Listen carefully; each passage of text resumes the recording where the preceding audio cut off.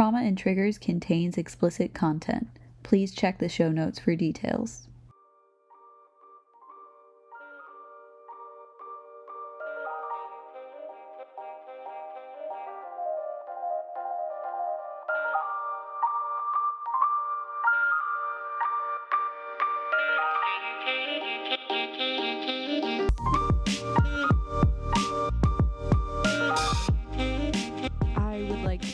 Formally thank the patriarchy for giving us so much content to discuss and maybe a career one day. Oh my God. Welcome to Trauma and Triggers. I'm Sabrina. And I'm Audrey. And today, a lot's going on. A lot's going on right now. We're both not feeling well. Yeah, there's difficult things happening. We'll be all right, though. No, we won't. So I want to take a time to break the fourth wall and just discuss the pod a little bit and how excited I am. We got our first episode up. Very exciting. A few family members and friends have listened. And I expected that. I expect that until we're going to have market on social media. We're not really going to get strangers. Also just have some episodes out. I feel like for sure that definitely helps with engagement, because if somebody just sees that there's one podcast, they're not listening. I also want to correct a lie that I told in the first couple episodes. I was like, yeah, we're up on all the podcasting stations. No, we're not. We're almost up on all of them. I think probably by the time this episode drops, we'll be up everywhere. So apologies, but it's now a non-issue. So, sorry, Mom and my husband, for the lies. I could just suffer. Oh, too much suffering has happened for women, and that's what we're talking about. Speaking of suffering, we are discussing female sexual dysfunction today. Woo! You probably saw the title of the episode, but it's just part of the gig. You gotta say it again. This is the first episode we've done where we've both done the research. Yeah, I think so. Yeah, so that's different for us. Which is probably how we're going to do it for the most part from here on out, just because it definitely is easier to Yeah, and I think it makes for a more interesting conversation instead of one of us being there like, oh no. Whoa. That's so cool. Wow. It's never cool. Nothing we talk about is good. That's not true. It's just that most of the time I already know and have heard the content from you. Yeah. And then I hear it again. Okay. So I'm just like, oh, that's wild. Yeah. Okay. So female sexual dysfunction. We are only talking about women. I mean, I will be talking about the harm caused by men, but yeah. Well, yeah. It ties into women are the importance in this episode. Right now they deserve the spotlight celebrating women. So sexual dysfunction as a whole is a disorder in which people can't respond normally in key areas of sexual functioning. These type of disorders make it difficult or impossible to enjoy sex. So I don't know what I was gonna say. This is the only problem with scripts, is that I'm always just once it stops, I freeze. Freeze For a reason. I know I could just go back down to types, because there is a lot of information. Yeah, she went in on the types. I found a section in my book in our first episode on female sexual dysfunction, and they remember. Flipped through the pages for 5 minutes, but so I have a lot of information, as well as just personal experience with this topic. I don't know. I mean, Sabrina's heard me talk about it plenty of times, but I don't know how much. I don't know if you've had any experience with any of No, I feel like my genital sexual response was always normal. Okay. Yeah, sorry. I mean, I love you. I'm sorry. What did I say the other day? Contrary to popular belief, we're not the same person. Yeah. But I really wasn't even totally aware of like female sexual dysfunctions until I had a friend who had vaginismus. Mm. And right about the same time, I watched Sex Education, which is an amazing show.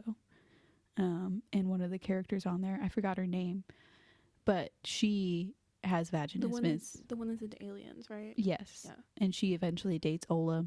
Yeah. So that was like my early awareness of it. I mean, I have other sexual issues. You're not alone. We all have problems. And to be fair, I think that like a lot of sexual dysfunction in general is more psychological than it is physical. Yeah. Which, and like most other sexual issues you may have are also psychological. Yeah. That's one of the things when we get to my part of this episode, more of the history of the treatment.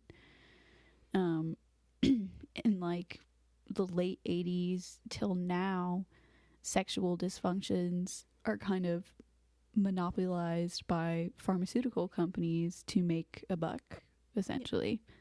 And that's not to say that if you take medicine for your sexual dysfunction, that's like a bad thing or anything. It's just like the landscape of the treatment for sexual dysfunction has changed from kind of like working through sexual issues to taking a pill. Yeah. So like you can just ignore the problem, then it's not a problem anymore, which right. is an absolute lie. From experience, I can tell you that is a lie. You can't ignore the problem. I don't even and like that, a lot of that is such a man-made idea. Like it doesn't even work for women. It's just, generally speaking, which is probably why I want to talk about it on this episode, it's just like for men it is easy to just like pop a pill, but for women a lot of times like you just have to deal with it, and because it's your sexual organs are still functional even if they're not ready or prepared for intercourse, like no one gives a fuck. Right. So I think that that's definitely something that's important, an important layer of all of this. I think that it gets overlooked a lot. Mm-hmm. One thing I will say, which I totally agree with you, but one thing I will say is while we were researching this, I actually found out that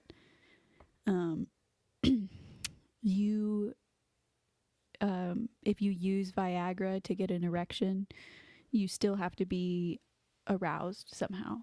Like you still have to experience some arousal or desire for it to work. Okay. So you can't just pop the pill. You actually have to, which I thought that was kind of interesting, because that even, like, it's not a very well-known thing. Mm-hmm. Like the commonly like, people think, oh, you can just take a pill and get hard, but you still have to experience some desire. And I don't know if they just like don't tell people that about Viagra or what. I don't know. I've never had Viagra. For me, it's kind of confusing a little bit, because like, why would you want to take Viagra in a situation where you're not going to be aroused? I don't know. I think it's kind of a non-issue for most people, I feel like. Yeah. Unless your doctor isn't fully listening to you and is just like, we'll just take some Viagra, but really you're like, I don't like my partner. Yeah. I'm no longer attracted to my partner, which is something you should definitely deal with. Don't put that on your doctor. Yeah. Viagra ain't gonna help you, buddy. There's no lady Viagra still. No. They've been talking about it since the 90s. Even for like a lot of the things that are meant to help with any kind of sexual dysfunction, which is usually related to like lubrication, it's all intended towards postmenopausal women. Mm-hmm. that are having like real physical changes to their body. Mm-hmm. And like the best they can do for you is like estrogen, is like a little extra dose of estrogen. Yeah. Which sometimes works. Right. Every time we talk about a sexual topic, it's like, it's so complex. Like, sex is one of the most simple and just complex things about humans. There's so many layers to it. This is why we love talking about it. And this is why I can't stop talking about it. Yeah, ever. we're trying to sprinkle in non-sexual episodes. Yeah, that's why our first one out was like Munchausen's. I was like, we can't put out any of the other ones yet. I'm hoping my mom doesn't listen to the second episode. Me too. I gave her a warning though. I was like, the second episode is going to be sexual, and that's the only warning I'm giving you. So if you listen to it, that's your own damn fault. On you, baby girl. That is your own problem. Do you want me to start with like some of the history, or do you want to go through the dysfunctions? The different dysfunctions. I feel like most of mine's medical, so I can probably just get it out of the way, because a lot of your history stuff is like less about names and stuff. A lot of my stuff is poorly written notes that my tired brain is going to have to fill in the blanks about. That's so unfortunate. Really giving the best to our listeners. You know, we always do, don't we? Yeah, our best is what it is, and you're just gonna have to take it. Especially today. We don't give a fuck about what you're feeling. The trigger warnings are in the description. Yeah. Actually, I feel like maybe I should go after, because I don't know, I might talk about some of my own shit. Okay. And I feel like maybe that should go last. Okay. Yeah. Alrighty. So I am gonna try to cover some of the history of the treatment of sexual dysfunctions. I got all of my information from this link. This is a peer-reviewed article written by Peggy J. Ken Platts from the University of Ottawa, with the Faculty of Medicine and the School of Psychology, yada, yada, yada. It's really interesting, and I wanted to start off with a quote from her. She says, "One cannot discuss the history of the treatment of female sexual dysfunction in the same way that one could discuss the history of the treatment of appendicitis. There is considerable debate about what constitutes a sexual dysfunction, what the correct reference points are for understanding sexuality in general and sexual difficulties in particular, what the correct reference points might be for distinguishing normal sexual function from sexual dysfunction, whether sexual dysfunctions exist outside of normative performance standards, and whether or not we can understand female sexual dysfunction at all, given that male sexuality has long been held as the standard for sexuality." I love this woman already. She's my best friend. Great. Yeah. So great, sweetie. I want to start a podcast with her. Hey. I'm kidding. Made a lot of good points already. Love that. So, I did want to start briefly in ancient Greece. Great. I knew this would happen. Like, I was with you whenever you were writing the history for this, and I knew it was going to be insane, but I didn't stop you.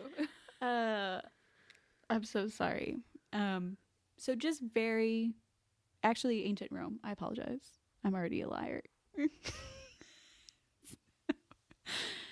So, a little bit closer to our time period. Did they not both exist at the same time? Yeah. Okay. You changed locations, not time periods. Well, Rome came about after Greece a little bit, so. Then why did you say yes? But they both were around at the same time.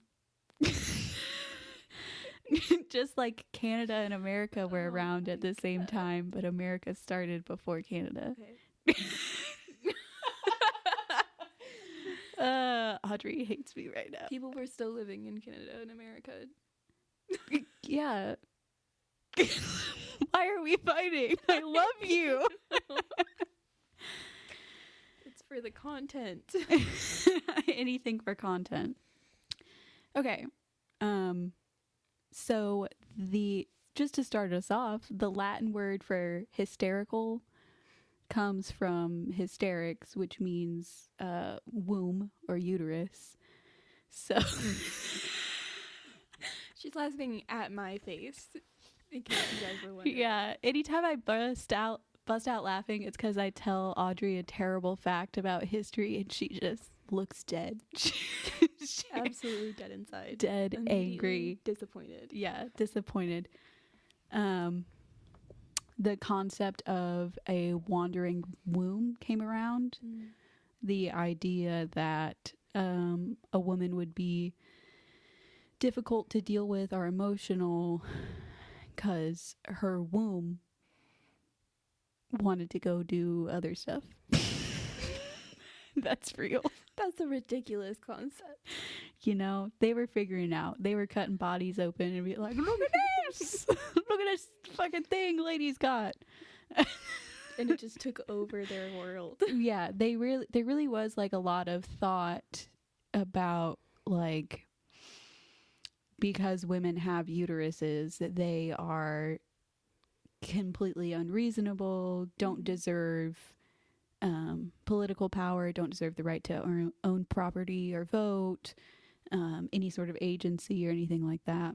A part of me really wonders, like, where they got that idea from. Like, was it the womb that started all of that, or was it just the fact that they were women and they had a different body part than you? Yeah, I'm gonna it's theory time for me. Okay. let me spit some theories at you.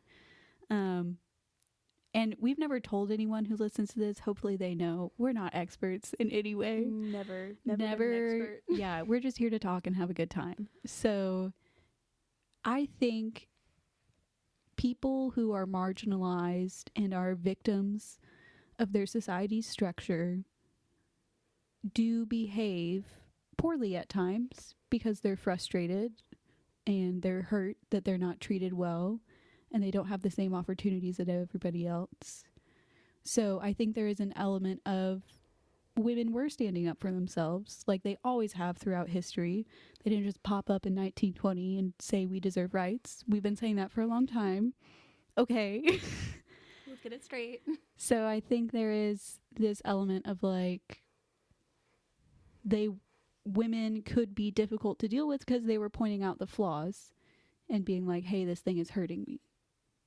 How you guys are living is causing pain to me. Like, right.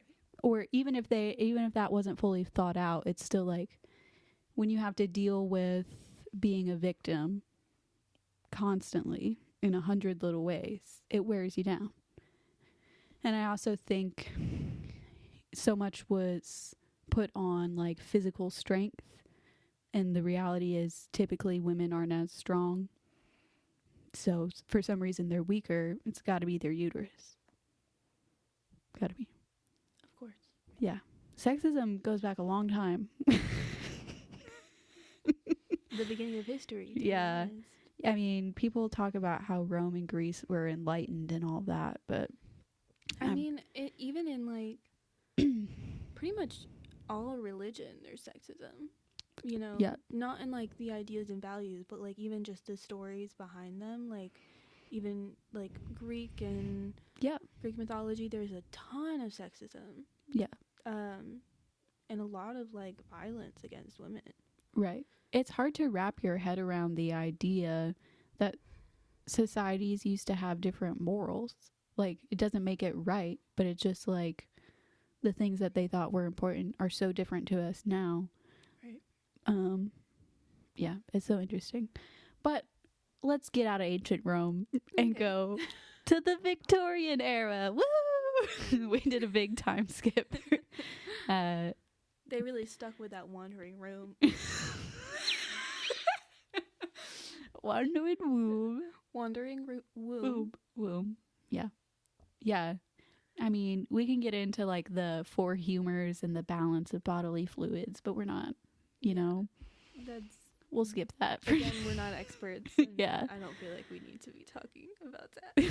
So, to be clear, I'm saying the Victorian era, and most historians agree, is from 1837 to 1909 when Queen Victoria ruled. Hence Victorian era. She was also a slutty big slut. We should do an episode about her one day. She was obsessed with her husband. They were always fucking.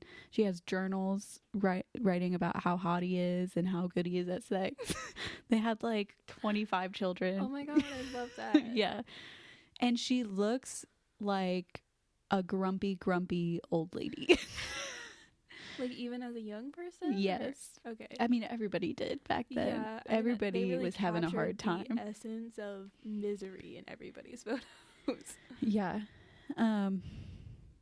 So in Victorian times, we see a shift from, and it's hard to think of it like this now, but we see a shift from like religion and spiritualism to science. It's a science era. The Industrial Revolution's happening. We're learning about things. We're experimenting in ways we shouldn't be. Not ethical. Yeah, but they hadn't really discussed that yet, had they? No, they hadn't had the talk about how all people are people. Yeah. So let's not treat them like shit. So they started, there's just a social concept of like, our morals need to be defined by something other than religion, which is fine. We love to see it.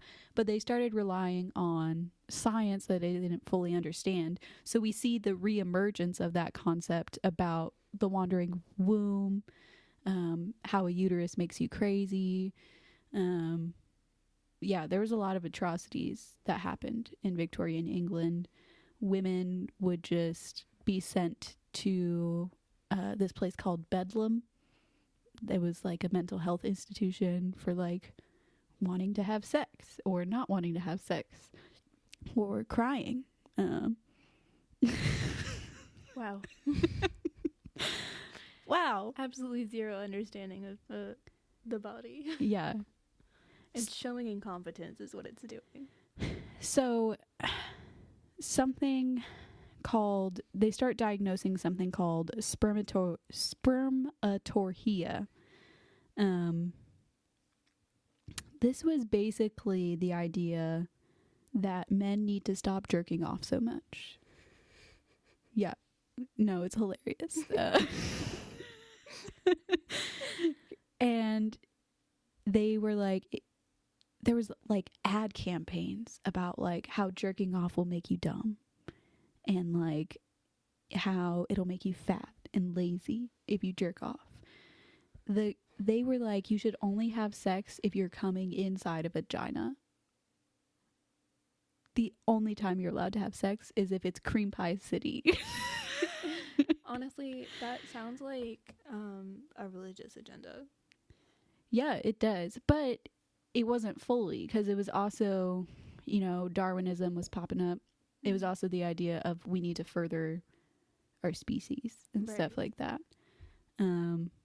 But, you know, spermatorrhea is like, there's nothing. There's no evidence. There's no backup. Fellas, please jerk off if you want to. Like, jerk off as much as you want. Yeah.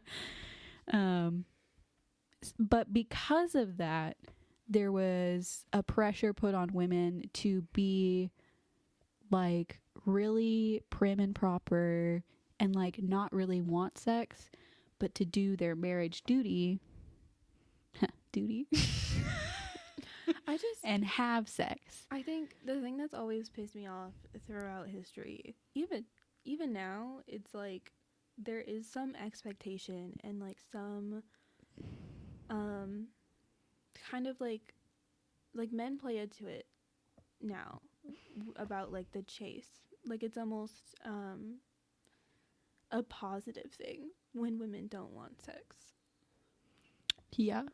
Which is no, so doing this research, there's a lot of stuff that like, wow, that sounds really similar to like the alpha male podcasts that I've heard, like taking a medical fact about a human body and then using it to describe like everything, like, oh, men have higher testosterone, so they need to have sex more, is not true. Is not based in fact. Or men have higher testosterone, so they need access to their girlfriend's bank accounts. It's also like, you know, if you have a higher need for sex, where, like, but women aren't supposed to want it, where are you getting it from? Right. You fucking each other? Yeah. Which is cool. I'm okay with that. Love to see but it. That's clearly not what you want or mean, you know? Right. I don't understand these men that I know in real life. It's not just people putting podcast clips up for, you know, angry commenters who are like, women need to not just have sex all the time, but also I want to have sex with a bunch of different women.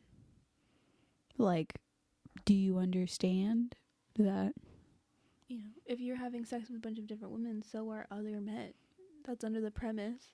Right. And then a bunch of men are just having sex with a bunch of women. It's not lowering the amount of times that a woman is having sex with somebody. Right. Where's the confusion here? Like, the math ain't mathin'. So it's just interesting to see, like, the thread of this thought process go back to ancient times. So hysteria and involuntary melancholia were kind of like the first sexual dysfunctions, along with spermatohea and sorry. The idea was you're not having sex right. Your uterus is either having too much sex or too little sex. So I love if they say uterus, like the uterus is the yeah. I love the idea. Factor. Like, it's just making you choose. It's inside your body being like, you need to have sex right now. Yeah. There's no thought process behind it. Just the uterus. Like what Shark Boy and Lava Girl is what I'm thinking of right now. The like giant electrical head. I love your movie references. I'll be like, Shawshank Redemption, not a clue. Shark Boy and Lava Girl. What up, bitches? Oh God. You can tell that I stopped watching movies as a child. Like, you can tell that that's where the movie references stop.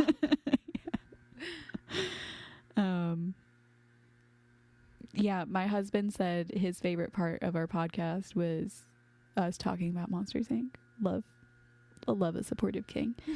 So hysteria and involuntary melancholia were also thought to be caused by the shriveling of the uterus at menopause. There's not really evidence that a uterus shrivels. The bat cave. Yeah.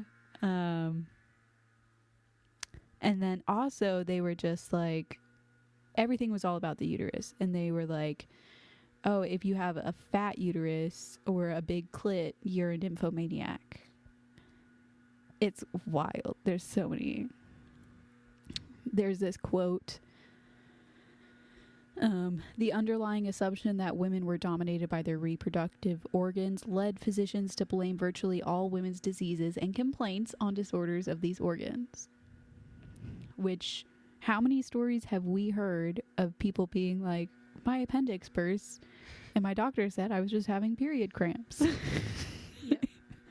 So that's still around. Not even new. You're gonna love this.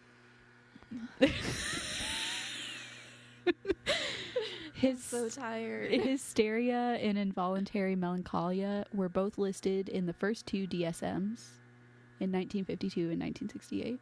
It lasted that long? I guess you started in like the 1920s. Okay, no. I started in 1837. I started in year 1 of our Lord in ancient Rome.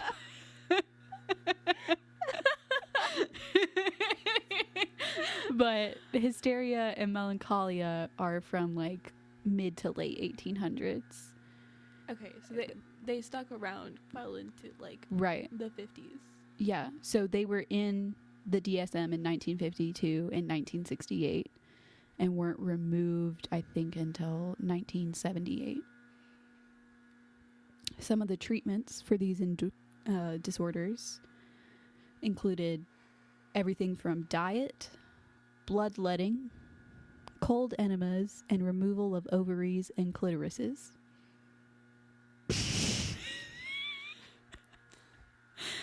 We gotta get famous enough to show our faces. Because I swear to God, you look hilarious. Every time I tell you something, I get so mad. Like, that's so ridiculous. And I'm just thinking of the fact that, like, at this time, I'm pretty sure at least by the 1970s, they were doing research on boys about ADHD. Like, they had a good amount of information about the brain and disorders of the brain. Yeah. Yet, with women, it was still somehow just all related to there were organs. There were studies done in the 70s by this couple, Masters and Johnson, and a guy named Alfred Kinsey, who Kinsey did the Kinsey scale, the How Gay Are You scale. Oh my God, I love that. Love him. He actually, this is really sad, he actually took his own life because of how poorly received his study was, and it's completely revolutionized sexual studies, sexual institutes. Oh my God. Yeah. Anyway, sorry. So they were in the first 2 DSM-5s, and eventually they were removed by the 3rd edition. But just imagine being a woman in menopause, already dealing with menopause, which I haven't gone through, but we know it's not good. We know we're not going to have a good time in a couple decades. Imagine somebody giving you a cold enema, multiple of them. Dude, I would flip my shit. Yeah. I don't think that I could belong in any other century but where we are now. And I think that's true for a lot of people. Like, just generally speaking, they like to romanticize it in like TVs and shows and be like, oh, she left the present time to go back to fucking 1800s. Outlander. And I'm like, bitch, you're gonna, like, if you walk in there like that, they're gonna rip your uterus out. Like, they're gonna invent a claw machine to get that fucking uterus out, bitch. Yeah. They think you're walking around just fucking everybody. Yeah, I definitely see both sides to it. There's terrible things about history, but there's good people who've stood up for good causes for a long time. Yeah, of course. But it's also just like, I like air conditioning, and I'm not ashamed of that. There is that. I like a lot of the appliances and technology we have nowadays. Dude, the rights are cool too, you know? Yeah, I do love a sprinkle of rice. Just a little bit. They not enough to satisfy my palate. We've gotten way off topic. We always do. That's everyone's favorite part about the podcast. We need to market to the ADHD girlies. We need to figure out where they're at. Anyway, TikTok. Yeah. So a lot of treatment of female sexual dysfunctions were viewed as like a mental health thing, which isn't necessarily bad, because of a little fella known as Sigmund Freud. This motherfucker. I have so many comments to make about this guy. I can't wait to hear him. So he actually, in this instance, I don't think he was very far off base, but he removed some of this from his final completed study, because there was so much backlash. He concluded the cause of hysteria was unresolved trauma, often sexual abuse, typically incest. He believed uncovering and dealing with the emotions was a crucial ingredient in treating hysteria. He introduced, quote, the talking cure, or what later developed into psychoanalysis. Yeah. So, Sigmund Freud, like, first of all, he gets a bad rep. He really does. He was, like, the first... I don't want to say modern, because he's obviously not modern, but, like... Yeah. He's the first guy to do stuff that looks sort of like our modern mental health area. Mm-hmm. And so everybody knows this guy as the motherfucker. Quite literally. Like, he had a theory that was basically like, you know, once you reach a certain age, I can't remember the name. It was like Opius or Oedipus and Electra, something like that. Yeah, his. Do you know that play? No. Okay. Basically, his mom tricks him into fucking her, and then he kills himself. Remind me to put a trigger warning about suicide. So there was also a theory that was the same thing about girls. It wasn't just for men, but they only talk about the one about men. So there's a theory out there about boys and girls that basically once they go through the first stages of life, they subconsciously feel attracted to their parental figures. Mm-hmm. Which I don't, you know, there's a lot to unpack there. I agree. There's a lot to unpack there. I think given the time and the fact that he was so aware of incest, mm-hmm. from what you just told me, that's clearly something he was like, yeah, this happens a lot. Yeah. You know, he probably did draw some of that from the time period. But yeah, I don't even really know what to say. He did a lot of other stuff. He created like the superego, the ego, id, which is like all about your subconscious and conscious. Right. And he also has like a development stage, about like, you know, like the oral stage of development, the anal stage of development. I can't remember all of them. I really have to pay better attention to some things in class. The hand job stage of development. I think there's a genital stage. I'm not gonna lie to you, but it's all like, all of this is just about being like under 10 years old, and it's not sexual. Like, he's just using like scientific words for things. Right. And everybody's like, oh my god. This man is crazy. I mean, and everyone talks about how he did a lot of cocaine, which is true, but so did everybody else. Yeah. Everybody was doing cocaine. It was the 70s. It's the 1800s, baby. It's the 1800s. The 70s. You said 1896.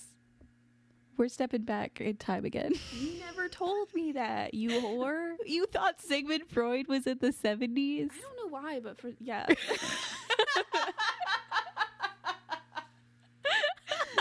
It's the 1800s. Wait. Okay. I just want to say I'm not good at history. That's okay. I'm really not.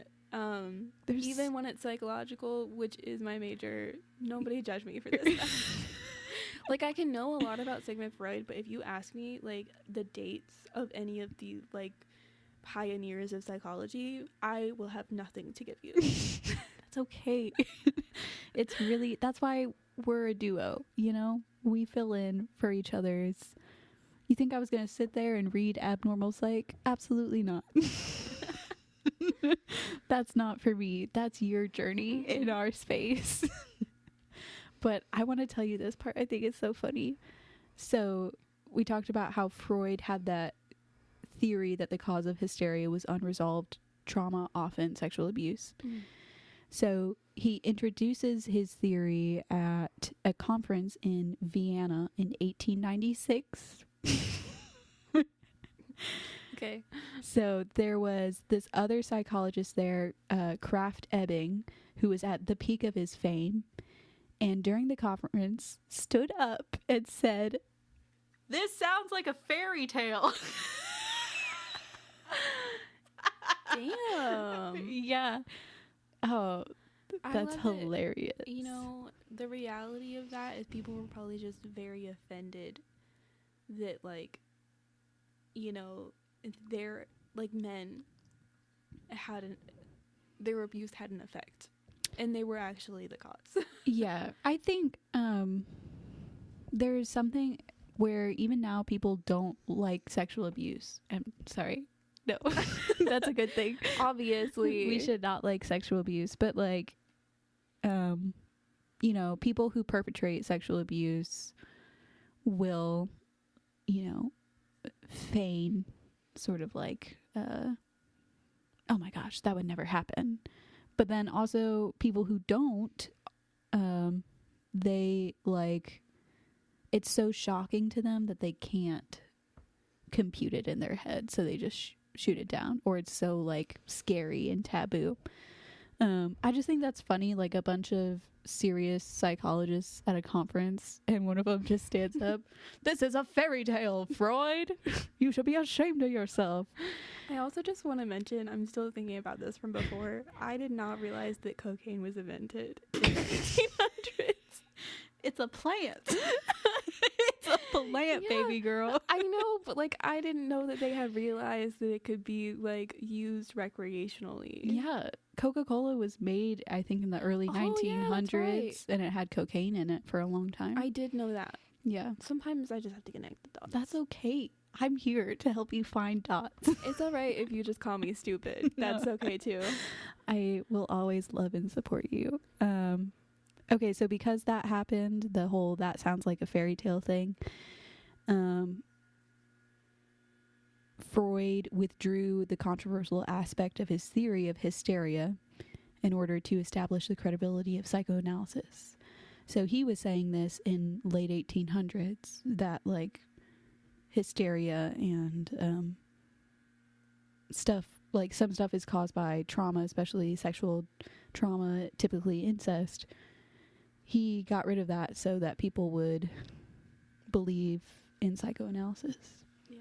And then his idea of psychoanalysis wasn't, you know, it wasn't great for women necessarily. yep. So for the next 90 years or so, when women and sometimes men came forward saying that they had been sexually abused in childhood, the standard mental health professional's response was denial. No, there was no actual incest, but rather a wish so strong and so deeply repressed for many years that the patient was incapable of distinguishing fantasy and reality. This notion that children fantasize about sex with their parents later appeared in Freud's theory of the Oedipal complex. Treatment therefore consisted of having the patient eventually acknowledging that she, quote, wanted it, but had not actually had sex with the alleged perpetrator. This approach stood till 1983.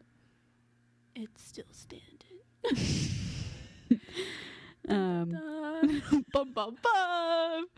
Victim blaming is not a new concept. Shocking. I know everybody's surprised. Yeah, I think the approach stood with mental health professionals. Yeah. Until 1983. It's unlikely, I'm not saying it doesn't happen, but it's unlikely that a therapist would look you dead in the eye and be like, "That's did fake." Right. It That could is happen. Your imagination.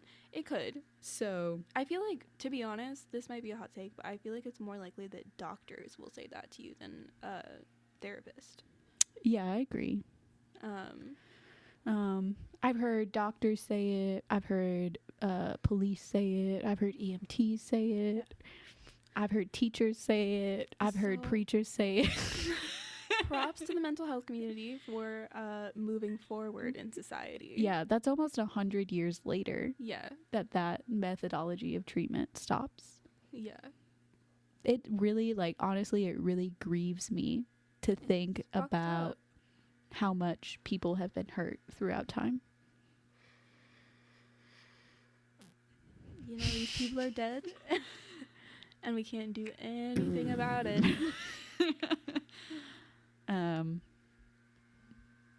When are we going to do a fun topic? I was going to say the next sexual one, but this is a sexual topic. Yeah. It's just a depressing sexual topic. I don't know, probably Kingsters. Oh yeah, that'll be fun. So it's, I said that it was removed in 1970. Incorrect. It was removed in 1980. Hysteria and melancholia. Yeah. So that's longer. That's more time, just so everyone is aware. So we all have the time period right. Yeah. Okay. So I mentioned Masters and Johnson and the beginnings of modern sex therapy. They were a married couple who from 1955 to 1966 conducted research on the physiology of sexual response in their laboratory in St. Louis. Participants in their research were observed during sexual activity, and their physiological responses were recorded on film and via a bunch of like electrocardiograms, electroremnograms, electrophotonautograms. I'll take no questions, please. Together with the monitoring of the galvanic skin response. Don't ask me questions.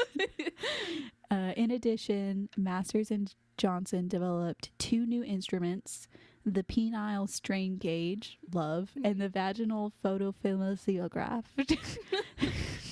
to monitor changes in blood flow and volume in the penis and vagina. The vagina. In 1966, they published their findings, thus providing the first physiological model of what they called the human sexual response cycle. The model consists of excitement plateau, orgasm, and resolution in both men and women. So this study is so interesting. It, never should have happened. I'm glad it happened, but what I mean to say is there were so many people standing against this study happening, and Masters and Johnson were really sneaky about it. Of course. Yeah. I mean, even now, I listen to a bunch of sex research podcasts. This guy, Justin Lehmiller, does a podcast called Sex and Psychology.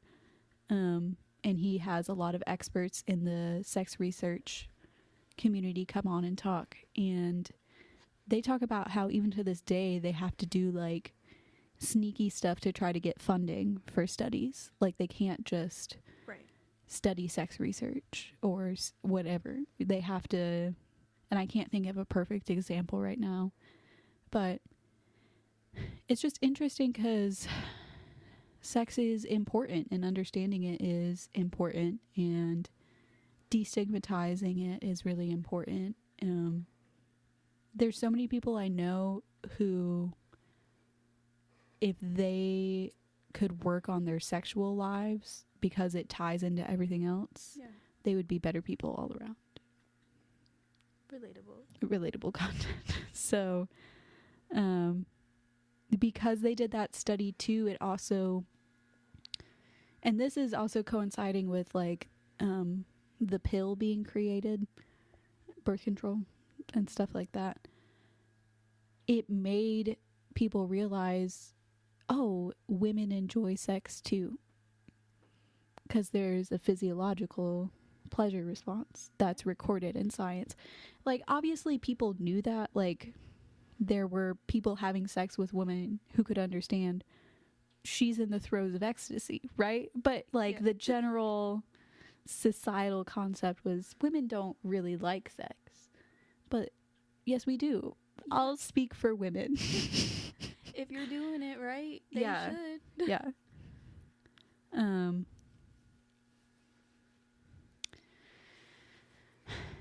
So everything they did then has like completely revolutionized everything. So they identified 3 female sexual dysfunctions, which I think you talk about: anorgasmia, vaginismus, and dyspareunia. I talk about they have different names. I am going to talk about vaginismus and in orgasm disorder, but I don't know what the last one is. The last one, pain during intercourse, is how they defined it. Okay. I do. I think that the names have changed in the DSM by now, but still there. So they revolutionized the treatment of sexual dysfunctions, where it used to be like you would do long-term psychotherapy. It sort of became short-term intensive treatment for the couple instead of like one individual going through all their trauma and stuff. So what they would do is wild. 14 days at their lab. The couple were to stay at the hotel for 2 weeks, isolated from their lives and only with each other. The first 2 days of the program, they would get assessed by clinicians to make sure that there wasn't any like actual physical ailments getting in the way. And then they would just touch each other with no sex, with like no pressure for sex, just rub up on each other. They go on to do a bunch of different stuff. It's generally effective. It really helps couples get back together. But the focus of sexual dysfunction treatment is on couples and not necessarily on individuals, which not everyone who has a sexual dysfunction is in a relationship. Right. So while it was groundbreaking and did a lot of good work, it was kind of very narrow-minded in its approach. There's this lady who I love named Betty Dodson and a fella named Lonnie Barback. Betty Dodson would run orgasm classes with the Hitachi. Oh my god. I love that so much.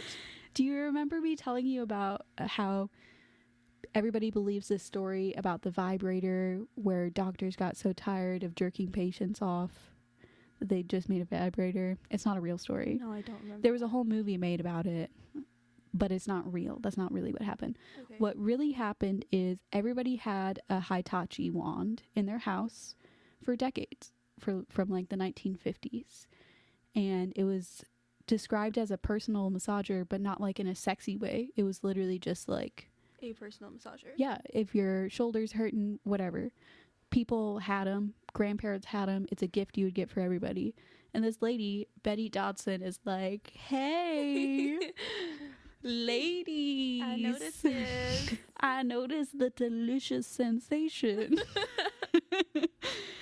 And she goes around the country teaching women how to use it and like different techniques to orgasm.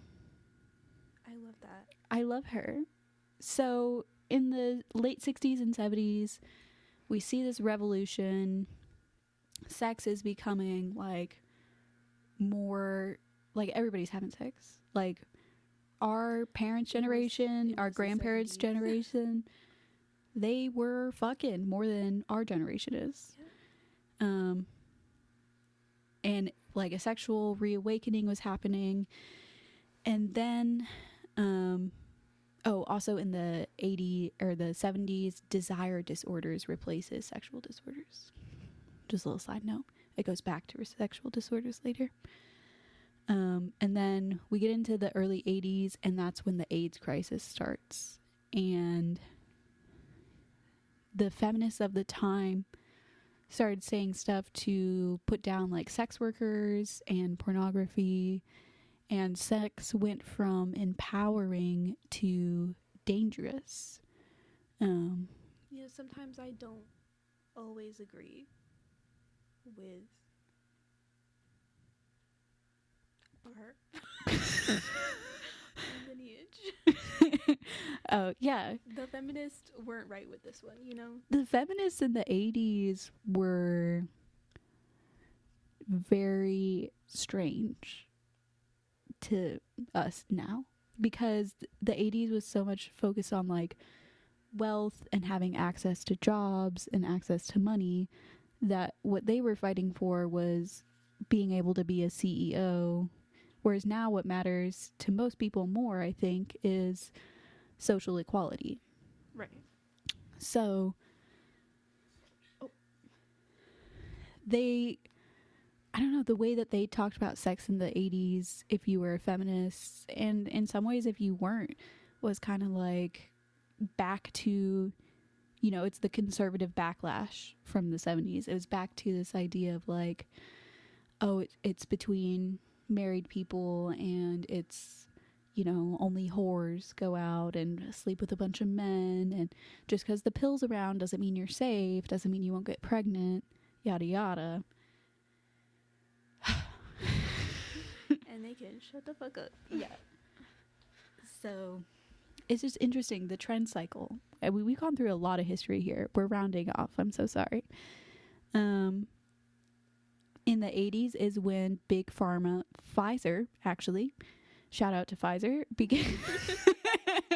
Hey, Pfizer. begins marketing Viagra.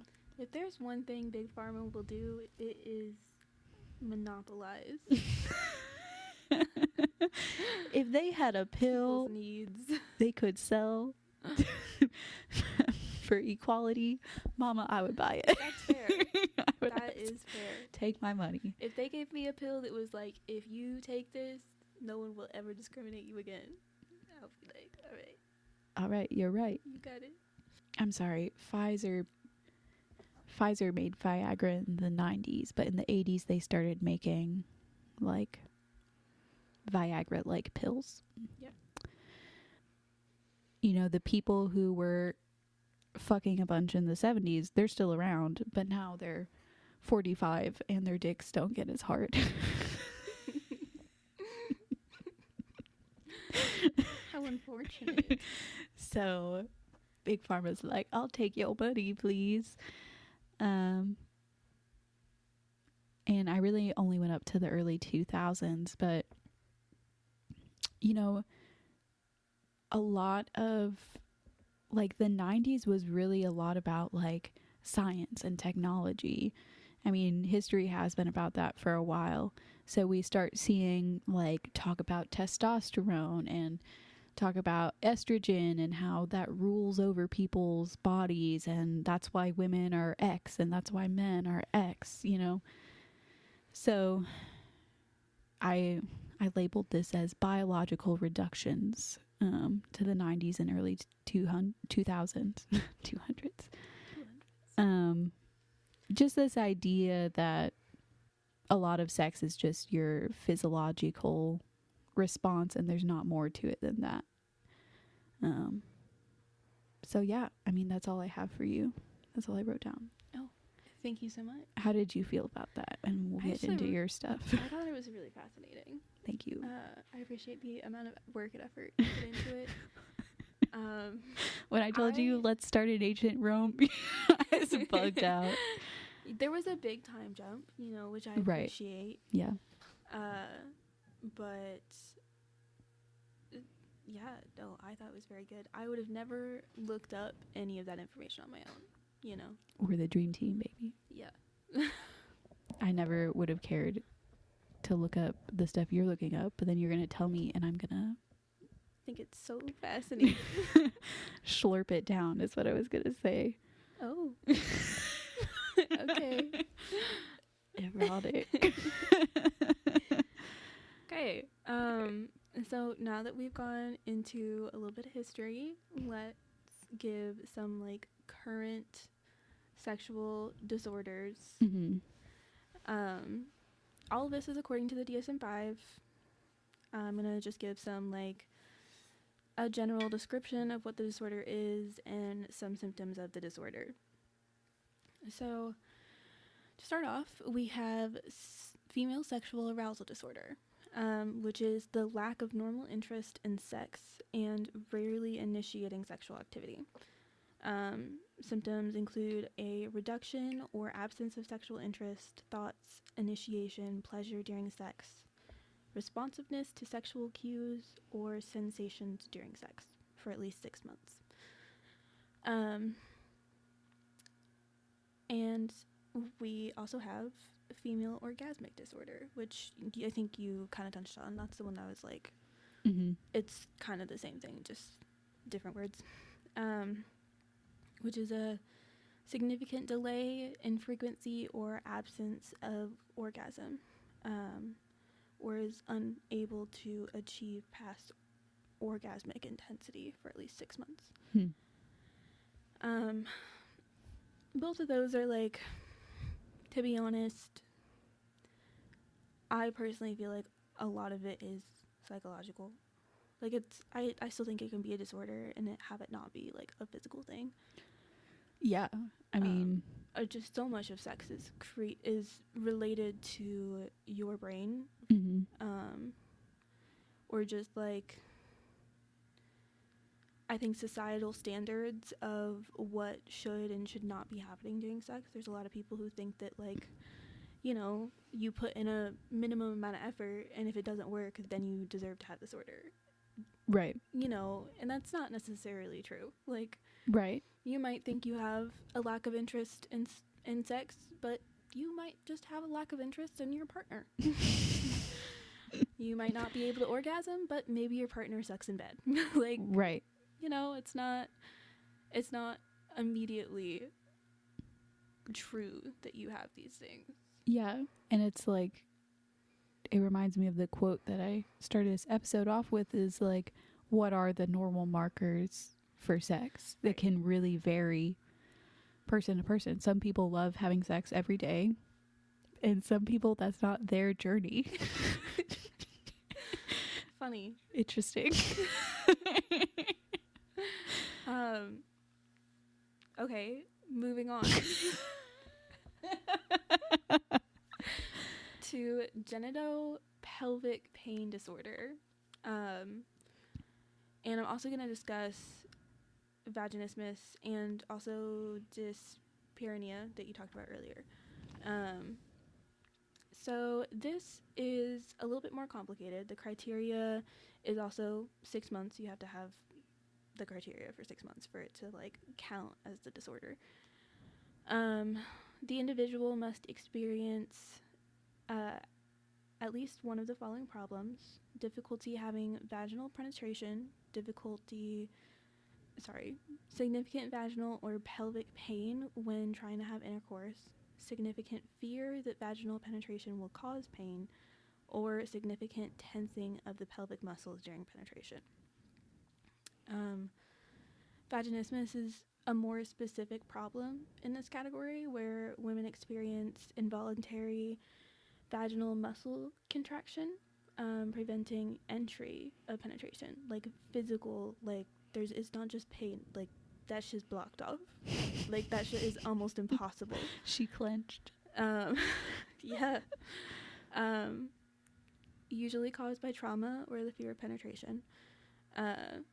And then separately from vaginismus is a pattern known as dyspareunia, which is actually just means painful mating in, I think, Greek or something. I'm not sure. Latin? Great. Yeah, that one. I knew that. You did know that. It was you that said Latin, not me. Absolutely. This is when a person experiences severe vaginal or pelvic pain during intercourse. Research shows that around 14% of women experience this problem. A lot of information I'm throwing at you. That's okay. I'm absorbing. I'm processing. Okay. I'm remembering when we were researching, looking at Reddit, and I don't think we pulled up any specific conversations, but it was all like the gist of like, I've been having severe pain during sex for 3 years and my gynecologist told me to fuck off. Like, Yeah, the natural reaction from gynecologists is to be like, you know, try lube. Drink a glass of wine. My gynecologist literally told me that I needed to relax. She was just like, yeah, well, maybe Xanax.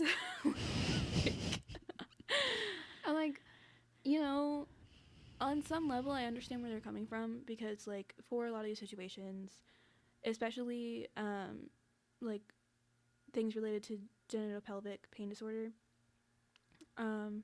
it can often be anxiety. Like it is Right. a cause of like a fear of penetration.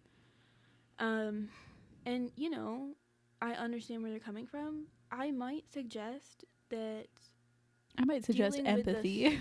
empathy, but also dealing with the fear of that is something that will help the problem. If you have a fear of penetration and you're refusing to deal with the fear of penetration, it's not going to get better.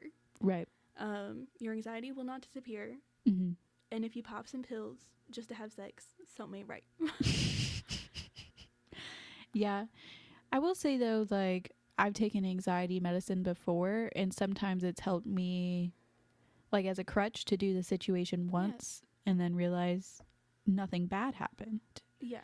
And then I'm able to do the situation the next time. I do, yeah. I think that it's definitely, like, it's not something to completely cross out. You know, Right. If you need to use it for, I'm not, like, dissing it. I don't want it to sound like there's something wrong with using things that make you feel more comfortable to have sex. But I just think that there is definitely an underlying fact or, like, problem that is kind of,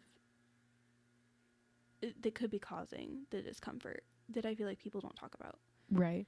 You know, it's all very based on, like, physical, because it's a physical pain. Like, right. You are feeling that shit, and it's terrifying. For real. But so much of it is caused by, like, psychological factors. Yeah. It was really upsetting reading all those stories of women experiencing. It was, like, one after the other. Yeah. Like, there must have been, like, 5, 6, 7 like Reddit threads we saw about people talking about a similar issue, and then add on top of it sometimes their boyfriends were super supportive, and sometimes they sucked. They were terrible. They were just like, maybe try to not feel the way you're feeling. Yeah. And it's like, you know, a lot of times, like, even if they weren't just like, well, suck it up, they would be frustrated with them, right, for, you know, having the issue in the first place. Like, no one wants to experience pain during sex. No one's enjoying that. This particular kind of pain during sex, no one's enjoying that. Thank you. You know, I think that it's definitely frustrating, and it's not talked about enough. I feel like we talk about it all the time and nobody else is, but just it's the same thing as all women in the fucking Victorian era. All women's medical issues were just because of their uterus. Like, it's the same dismissal, just wearing different clothes. Yeah. She's got a new hat, but she's fucking destroying your life still. Like, you know, it's just shocking to me that, like, someone can go into a gynecologist's office with, like, clear physical ailments, like, not just complaints, not just like it hurts, like tears, and a gynecologist will look you in the face and be like, try lube or some anxiety pills. Yeah. That's wild to me. Like, if it's a continual problem, something else is wrong. Yeah. And why is that not a bigger discussion? Right.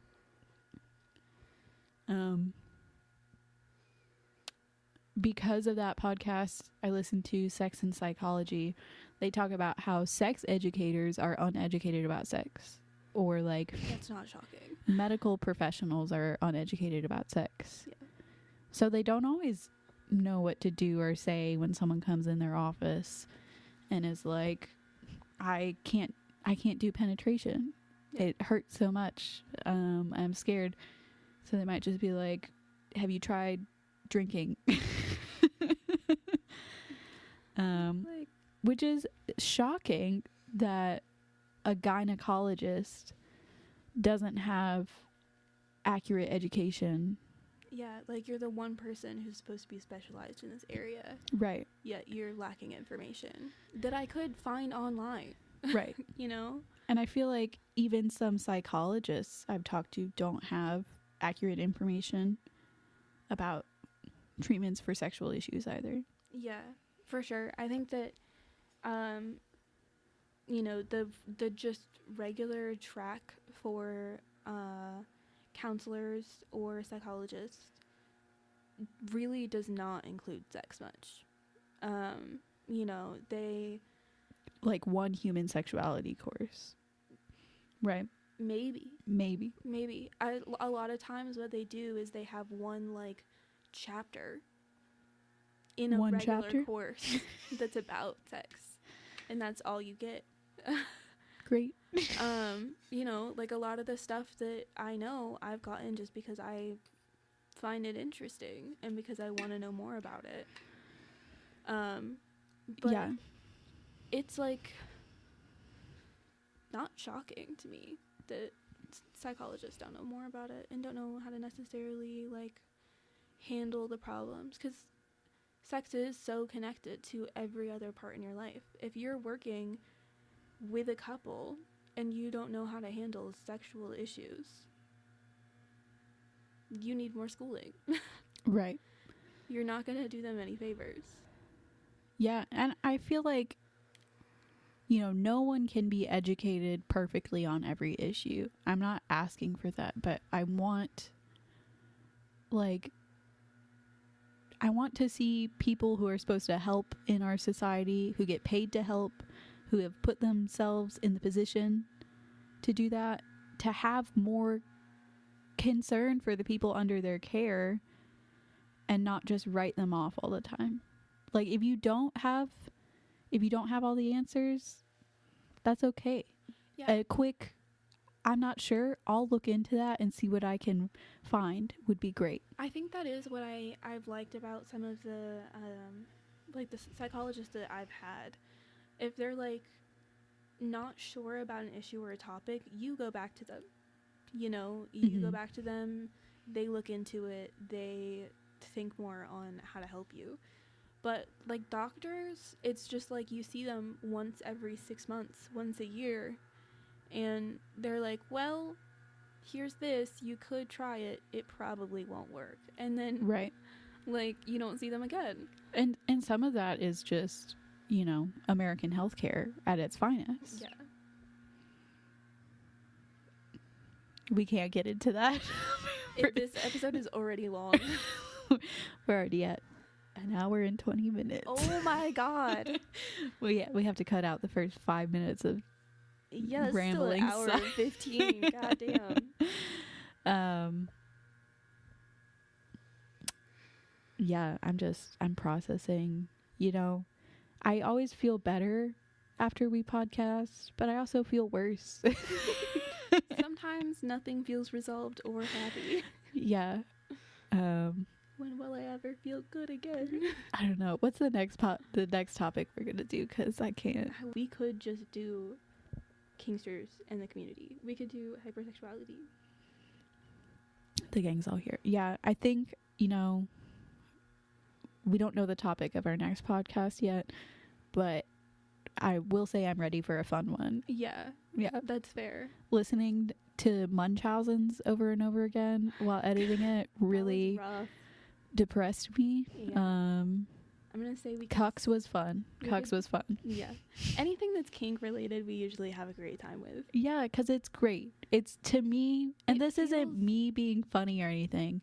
It feels more supportive. Yeah, it's just like humans playing with each other. Yeah. Like, obviously there's a sexual component to it, but it's just like a couple humans or two humans, or that's what two is, a couple.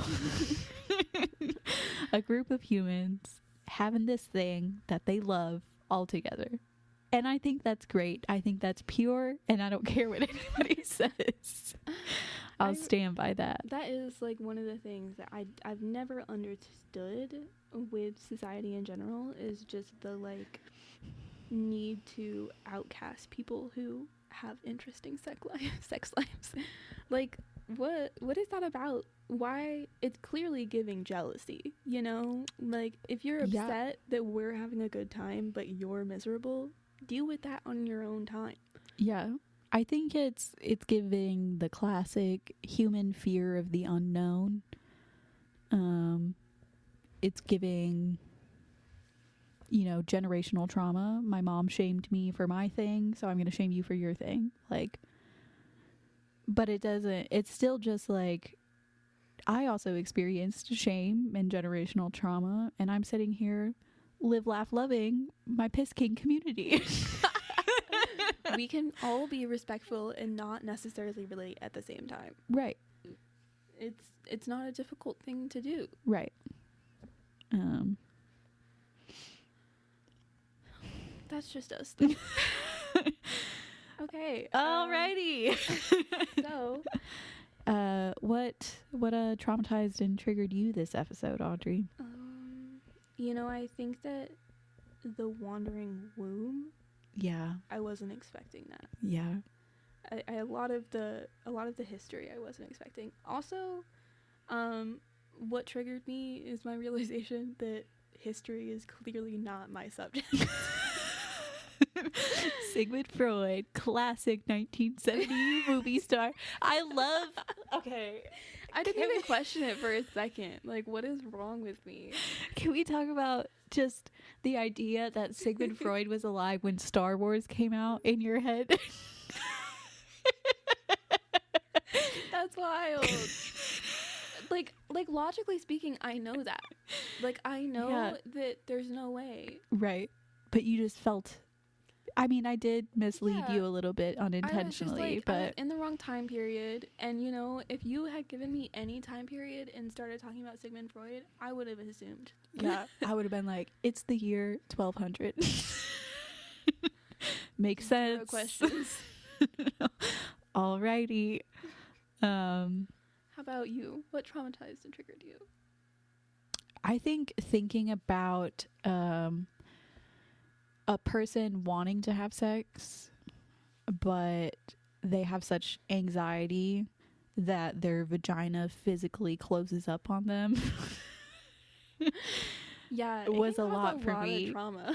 Yeah, it can cause a lot of trauma. I think there's nothing I hate more than when my body betrays me and does something I don't want it to do. So just thinking about that, somebody just wanting to have a good time with their partner. It's just generally like whenever that happens, it's related to fear. Yeah. Like, it's just you've had a bad experience in the past with something. It doesn't necessarily matter what it is. It doesn't even have to be sex or sexual abuse. Like, it could be anything. Right. And you're like, it's terrifying. Right.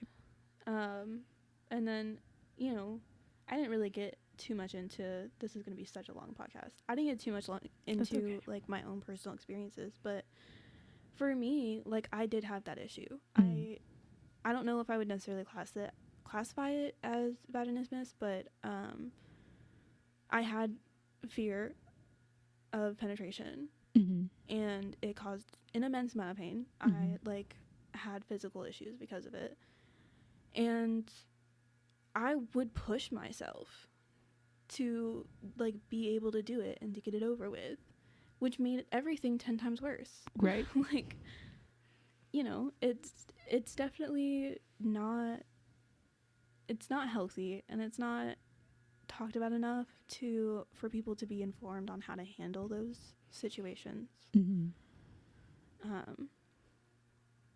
But yeah. Yeah. I'm sorry that happened to you. I'm glad you're doing better now. I am. But yeah, I think that just really, you describing how it doesn't have to be intentional, I was like, that's terrible.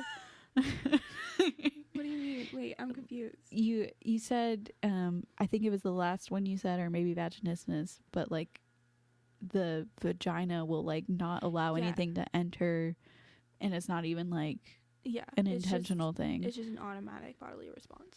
And I'm just like, that's terrifying.